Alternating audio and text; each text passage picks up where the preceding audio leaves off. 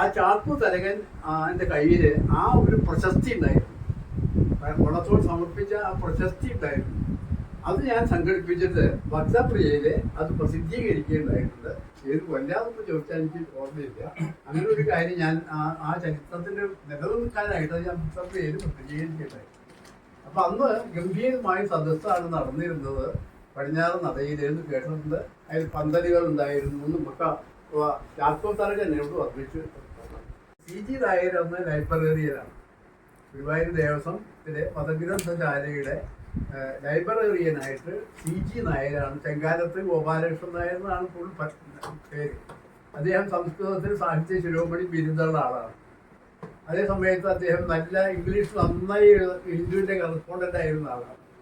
Guruvayur English നന്നായി കൈകാര്യം ചെയ്യാൻ അറിയും, ഹിന്ദി അറിയും, 2-3 ഭാഷകളൊക്കെ അറിയുന്ന മാതൃഭൂമിയുടെ ലേഖകനായിരുന്നു, കറസ്പോണ്ടൻ്റ് ആയിരുന്നു. അതിന് ശേഷം അദ്ദേഹം മരിച്ചതിന് ശേഷമാണ് ജനു വരുന്നത്. അപ്പോൾ ആ CG നായരുടെ ആഭിമുഖ്യത്തിലാണ് ശരിക്ക് ഹിന്ദു മത സംസ്കാര സമ്മേളനം തുടങ്ങുന്നത്. ഈ മതഗ്രന്ഥശാലയുടെ ആഭിമുഖ്യത്തിൽ, ദേവസ്വത്തിന്റെ ആഭിമുഖ്യത്തിലായിരുന്നു. അതെ, മതഗ്രന്ഥശാലയുടെ ആഭിമുഖ്യത്തിലാണ്. മതഗ്രന്ഥശാലയാണ് അത് ആ സാംസ്കാരിക മുഖം ശരിക്ക് പ്രൊമോട്ട് ചെയ്തിരുന്നത്. മതഗ്രന്ഥശാലയാണ്. CG നായരാണ് അതിൻ്റെ അടിസ്ഥാനം. അന്ന് മാനേജർ കൊല്ലത്ത് മാധവമേനോൻ.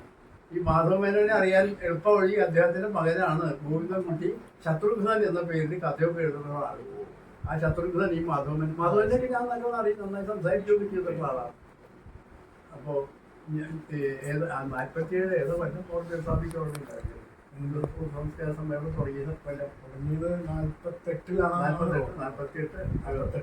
അന്ന് ശ്രീകൃഷ്ണ തിയേറ്ററിൽ വെച്ചിട്ട് നമ്മുടെ മാധവി ബിൽഡിങ്സ് ഒക്കെ എന്ന് പറയുന്ന അവിടെ വെച്ചിട്ടായിരുന്നു സമ്മേളനം. ആ ഹിന്ദുമത സംസ്കാര സമ്മേളനം 3 ദിവസം നടന്നിരുന്നു. അതിലെ അഖിലേന്ത്യാ അടിസ്ഥാനത്തിലുള്ള പണ്ഡിതന്മാർ വന്നിരുന്നു എന്നുള്ളതാണ് കാര്യം. ധാരാളം ആളുകളും വരാറുണ്ട്. ഭാരതീയമായ വേദാന്ത ശാസ്ത്രം മുഴുവൻ, അതായത് വേദങ്ങളെ പ്രതിപാദിക്കുന്ന സമ്മേളനങ്ങൾ, ഉപനിഷത്തുകൾക്കുള്ള സമ്മേളനങ്ങൾ, മീമാംസകൾക്ക്, തർക്കം, വ്യാകരണം, ഛന്ദസ്, ഇങ്ങനെ ഭാരതീയമായ വേദാന്ത ചിന്തയുടെ എല്ലാ വശങ്ങളെയും സ്പർശിക്കുന്ന സമ്മേളനങ്ങൾ 3 ദിവസമായിട്ട് 17 കൊല്ലക്കാലം നടന്നു എന്ന് പറഞ്ഞു. 64 വരെ ഉണ്ടായി. അതിപ്പോ ഈ ജവഹർലാൽ നെഹ്റു സാധാരണ ഈ വൈശാഖ കാലത്ത് നടക്കുക. ആ വൈശാഖ കാലത്താണ് നടക്കുന്നതുകൊണ്ട് ഞങ്ങൾക്കും അതിനോട് പങ്കെടുക്കാൻ പറ്റുന്ന കാര്യം. ഞാൻ അന്ന് ഇത് തുടങ്ങുന്ന കാലത്തൊന്നും ഞാൻ ഇവിടെ അല്ല വർക്ക് ചെയ്യുന്നത്. ഞാൻ കോഴിക്കോട് കുന്നമംഗലം ഹൈസ്കൂളിലാണ് വർക്ക് ചെയ്യുന്നത്. ആ കാലത്ത് തുടങ്ങിയ കാലം മുതൽ അവസാനിക്കുന്ന കാലം വരെ എല്ലാ യോഗങ്ങളിലും പങ്കെടുക്കാൻ സാധിച്ചത് കാരണം എന്താ വെച്ചാൽ വെക്കേഷൻ കാലത്തായിരുന്നു. അങ്ങനെ വെക്കേഷൻ കാലത്ത് ഈ സമ്മേളനത്തിലൊക്കെ പങ്കെടുത്ത അനുഭവമുണ്ട്. അന്ന് ഏറ്റവും അധികം ആളുകൾ വരാറുള്ള സമ്മേളനം ആരുടെയെന്ന് ചോദിച്ചാൽ അഴീക്കോട് മാഷ്. നമ്മുടെ അഴീക്കോട് മാഷക്ക് അന്ന് 23-24 വയസ്സ് പ്രായമാണ്. 24 ആയിരുന്നു. അപ്പോൾ മാഷയുടെ പ്രസംഗം എന്ന് പറഞ്ഞാൽ ഉപനിഷത്തുകളിലെ ഈശ്വരൻ എന്നൊരു വിഷയമാണ് മാഷ് കൊടുക്കാറ്. ഉപനിഷത്തുകളിലെ ഈശ്വരൻ. മാഷ് പ്രസംഗം തുടങ്ങിക്കഴിഞ്ഞാൽ ആ ഹോള് നിറയും. ശ്രീകൃഷ്ണ ഓഫീസിൻ്റെ പിന്നെ സത്ര ഹാളിലേക്കായി.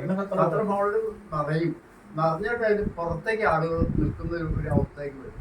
അങ്ങനെ ക്രൗഡ് പുള്ളിങ് ആയിട്ടുള്ളൊരു വലിയൊരു ഫിഗറായിരുന്നു അന്ന് അഴീക്കോട് മാഷ് എന്നത് ഇപ്പോഴും ഓർമ്മയിൽ ഇങ്ങനെ തങ്ങി നിൽക്കുന്നത്. അങ്ങനെ അന്നാണ് അഴീക്കോട് മാഷോടുള്ള ആ ഒരു സ്നേഹ ബഹുമാനമൊക്കെ തുടങ്ങി.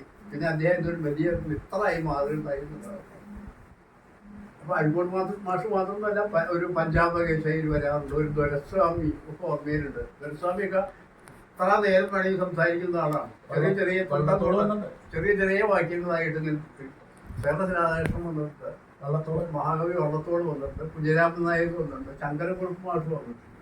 ശങ്കരക്കുറുപ്പ് മാഷ് വന്ന അവസരത്തിൽ ഒരു കാര്യം സ്വാമിക്ക് ഓർമ്മയുണ്ടോ? ഇവിടെ ഈ ശാന്താ സ്റ്റോറിലെ ലോനയില്ലേ, ലോന ലോന ശങ്കരക്കുറുപ്പ് മാഷ് ഇത് ഹിന്ദുക്കൾക്ക് മാത്രമേ പ്രവേശനമുള്ളൂ അങ്ങനെ എന്തോ ഒരു കുറിപ്പ് എഴുതി കൊടുത്തു. ശങ്കരക്കുറുപ്പ് മാഷ് അങ്ങനെയാണെങ്കിൽ ഞാൻ പ്രസംഗിക്കില്ല എന്നൊക്കെ പറഞ്ഞു. പക്ഷെ അങ്ങനെയല്ല എന്ന് ബോധ്യം വന്നതിന് ശേഷമാണ് മാഷ് പ്രസംഗിക്കേണ്ടത്. അതൊക്കെ വലിയ ഓർമ്മയിലുള്ള കാര്യങ്ങളാണ്. കാരണം വെച്ചാൽ ഞങ്ങളിങ്ങനെ അങ്ങോട്ടും ഇങ്ങോട്ടൊക്കെ ചെറിയ കുട്ടികളല്ലേ. കുട്ടികളെന്ന് വെച്ചാൽ ഒരു 20-22 വയസ്സെന്നൊക്കെ പറഞ്ഞ കുട്ടികളെന്നെ. അപ്പൊ അങ്ങോട്ടും ഇങ്ങോട്ടും ഞാൻ നടക്കണ കാരണം ഇതിനൊക്കെ ഇടയില് ചെന്നിട്ട് ഇവരുടെയൊക്കെ മനസ്സ് എടുക്കാൻ അറിയാതെ മനസ്സ് ഞങ്ങളിലേക്ക് ഇവര് വരാറുണ്ട്. അങ്ങനെയാണ് ഈ അരിക്കോട് മാഷുടെ പ്രസംഗത്തിന്റെ കാര്യം ഓർമ്മ വരുന്നുണ്ട്. ഇപ്പോൾ ഒരിക്കൽ അരിക്കോട് മാഷ് പ്രസംഗിച്ചുകൊണ്ട് അങ്ങനെ ഈ ഓമനത്തിങ്കൾക്കിടാവോ നല്ല കോമളത്താമരം പൂവോ എന്നുള്ള വരിയുണ്ടല്ലോ. ആ വരി കഴിഞ്ഞിട്ട് മാഷ് പറയാണ്, ഈ വരിയിലൂടെ ഇരയിമൻ തമ്പി ആകാശവും ഭൂമിയും കൂട്ടിയിണങ്ങിയിരിക്കുന്നു എന്ന് പറയുമ്പോൾ സുഖമാണ്, കേൾക്കാൻ വളരെ സുഖമാണ്. അത് കഴിഞ്ഞ് പ്രസംഗമൊക്കെ കഴിഞ്ഞിട്ട് അപ്പോൾ ഈ അന്ന് ഉള്ളാട്ടിൽ കോയിന്ന് കുട്ടിയായിരുന്ന ഒരാളെ കേട്ടിട്ടുണ്ടോ എന്നുള്ളത് എനിക്കറിയില്ല. ഉള്ളാട്ടിൽ കോയിന്ന് കുട്ടിയാർ KK രാജാവ് ഇങ്ങനെയൊക്കെയുള്ള ആളുകളുണ്ട്. അപ്പൊ KK രാജാവ് അഴിക്കോട് മാഷ് KK രാജ കവി ആയിട്ടുള്ള അധ്യാപകനും കവിയായിട്ടുള്ള ആളാണ് KK രാജാവ്. അദ്ദേഹമാണ് ഈ മറവിതൻ മാറാപ്പ് എടുക്കാൻ മാത്രം മറവി പറ്റാറില്ല എനിക്കെന്ന് എഴുതിയ ആളാണ്.